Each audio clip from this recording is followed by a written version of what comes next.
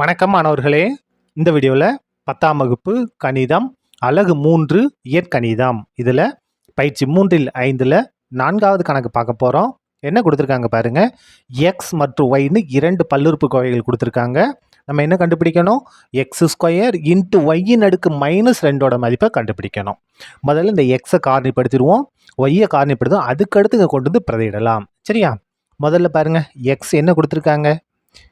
x equal to a² plus 3a minus 4 by 3a² minus 3.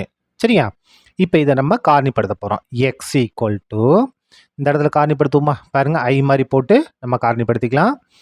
a² கேளு 1, மாறிலி உறுப்பு -4, ரெண்டையும் பேருக்கு என்ன வரணும்? -4 வரும்.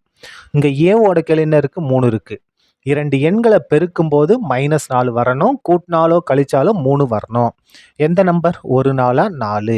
இங்கே ஓரத்தில் மைனஸு, அப்போ சின்ன நம்பருக்கு மைனஸ் கொடுத்துருங்க. இப்போ பாருங்கள், ப்ளஸ் மைனஸ் மைனஸு, ஒரு நாளா 4, 4 3 1 கழிச்சா 3. இந்த ஓரத்தில் மைனஸ்னால் சின்ன நம்பருக்கு மைனஸ் கொடுக்கணும். சரியா?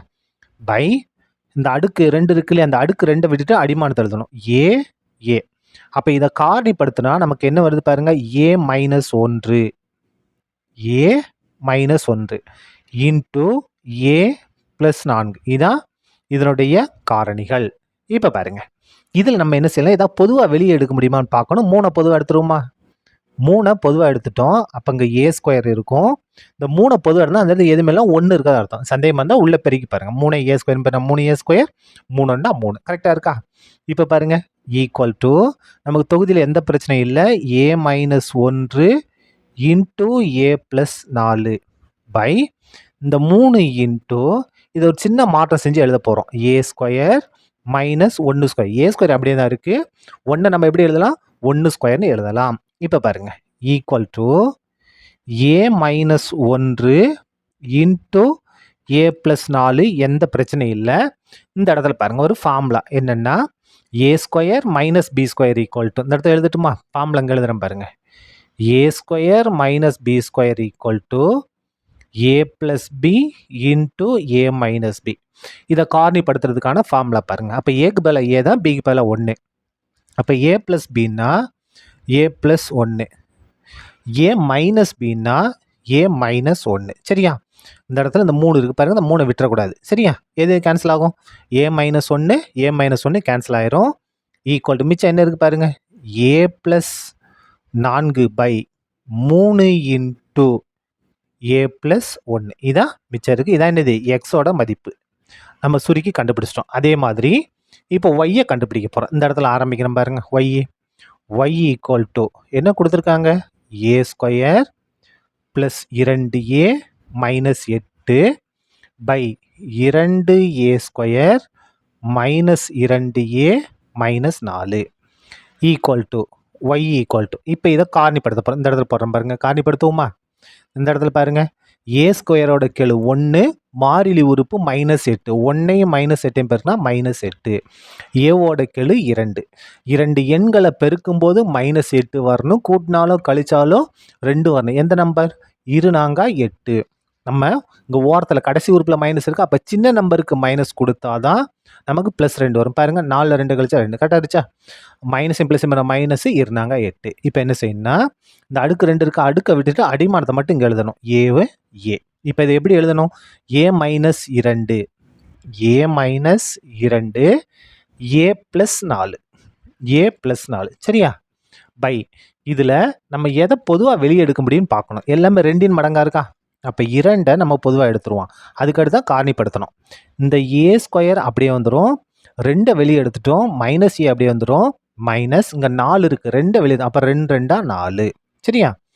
அதுக்கடுத்து பாருங்கள், y equal to a minus 2 into a plus 4. எந்த மாற்றம் இல்லை. பை இந்த 2 நமக்கு எந்த மாற்றம் இல்லை. இப்போ பாருங்கள், இதை நம்ம காரணிப்படுத்த போகிறோம். காரணிப்படுத்துவோமா? இந்த இடத்துல காரணிப்படுத்தி காமிக்கிறேன் பாருங்கள். இந்த இடத்துல ஏ ஸ்கொயரோட கெழு 1 மாறிலி உறுப்பு -2. அப்போ 1ஐயும் -2 பெருக்குனா -2. ஏவோட கெழு இங்கே எதுவுமே இல்லை, என்ன இருக்குது 1. என்ன 1? -1. ரெண்டு நம்பரை பெருக்கும்போது -2 வரணும், கூட்டினாலும் கழிச்சாலும் -1. எந்த நம்பர்? ஓ 2 2. இங்கே பாருங்க, ரெண்டு உறுப்பு மைனஸ் இருந்துச்சுன்னா பெரிய காரணிக்கு மைனஸை போடணும். அப்போ தான் நமக்கு என்ன வரும்? -1 வரணும், வரும். சரியா?